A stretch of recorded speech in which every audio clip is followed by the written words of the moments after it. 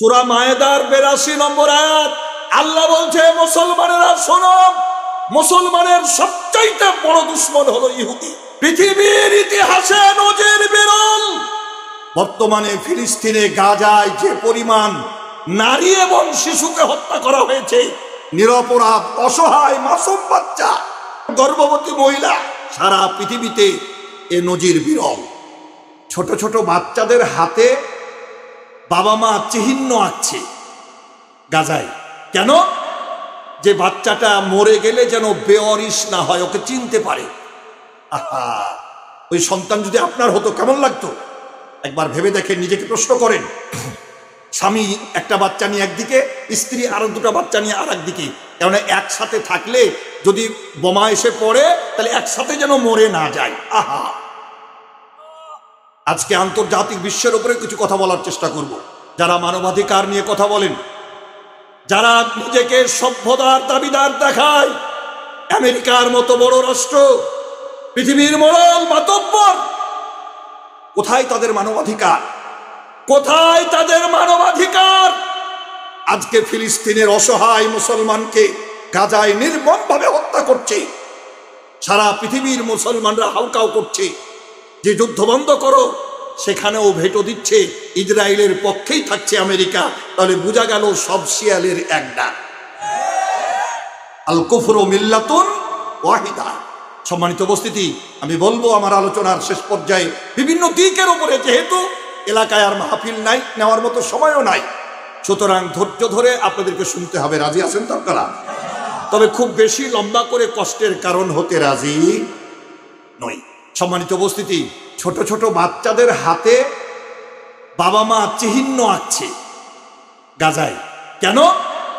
যে বাচ্চাটা মরে গেলে যেন বেওয়ারিশ না হয়, ওকে চিনতে পারে। আহা, ওই সন্তান যদি আপনার হতো কেমন লাগতো? একবার ভেবে দেখেন, নিজেকে প্রশ্ন করেন। স্বামী একটা বাচ্চা নিয়ে একদিকে, স্ত্রী আরো দুটা বাচ্চা নিয়ে আর একদিকে। কেন একসাথে থাকলে যদি বোমা এসে পড়ে তাহলে একসাথে যেন মরে না যায়। আহা, পৃথিবীর ইতিহাসে নজির বিরল। বর্তমানে ফিলিস্তিনে গাজায় যে পরিমাণ নারী এবং শিশুকে হত্যা করা হয়েছে, নিরপরাধ অসহায় মাসুম বাচ্চা, গর্ভবতী মহিলা, সারা পৃথিবীতে এ নজির বিরল। ভাই মুসলমান, হুঁশিয়ার, সাবধান। আল্লাহ কোরআনে বলছেন, আল্লাহ কোরআনে বলছেন, এই পৃথিবীতে মুসলমানের সবচাইতে বড় দুশমন ইহুদি। মুসলমানের সবচাইতে বড় দুশমন কে? আমি কোরআন পড়ি, আগে বলেছি, বাজে কথা বলি না। লা তাজিদান্না সাদ্দান নাসে আদাওয়াতাল লিল্লাযিনা আমানুল ইয়াহুদা ওয়াল্লাযিনা আশরাকু। এটি সূরা মায়েদা ৮২ নম্বর আয়াত। সূরা মায়েদার ৮২ নম্বর আয়াত আল্লাহ বলছে, মুসলমানেরা শোনো, মুসলমানের সবচাইতে বড় দুশমন হলো ইহুদি।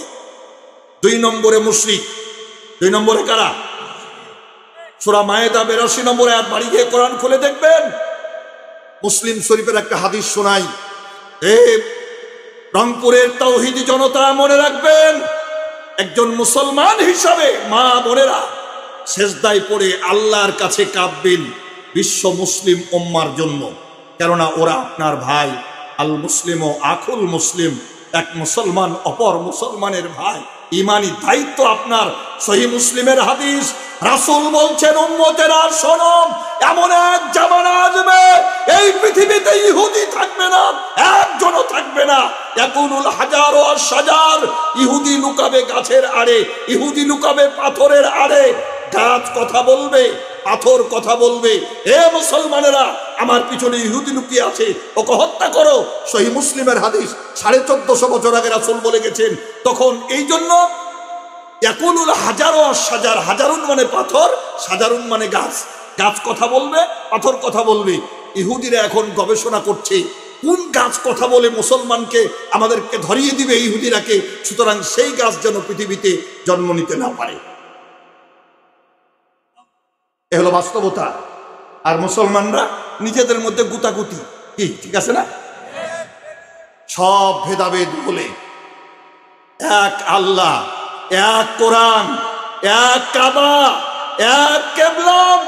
সুতরাং গোলামিও করতে হবে একমাত্র আল্লাহ শীত বেদাত রসম রেওয়াজ সব কিছুর মাথায় পদাঘাত করে দাসত্ব গোলামি একমাত্র আল্লাহর, আর আদর্শ মানতে হবে মুহাম্মদুর রাসূলুল্লাহ সাল্লাল্লাহু আলাইহি সাল্লামের। এই হলো আজকের বিষয়।